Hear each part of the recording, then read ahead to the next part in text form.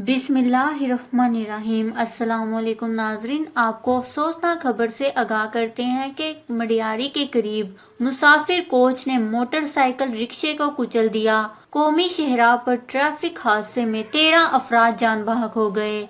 इन्ना लिल्लाहि व इन्ना इलैहि राजिऊन। जी हाँ नाजरीन, सिंध के जिला मडियारी में ट्रैफिक हादसे के नतीजे में 13 अफराद जान बहक और 3 जख्मी हो गए हैं। मडियारी के इलाके न्यू सईदाबाद के करीब कौमी शहरा पर हादसा पेश आया है, जिसमें मुसाफिर कोच ने मोटरसाइकिल रिक्शे को टक्कर मार दी, जिसके बाइस 13 अफराद जान बहक और 3 जख्मी हुए।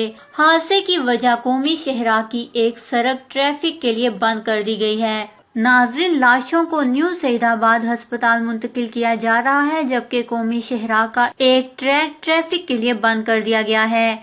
नेशनल हाईवे पर नवाब शाह से कराची जाने वाली कोच की जद में मोटरसाइकिल रिक्शा आ गया।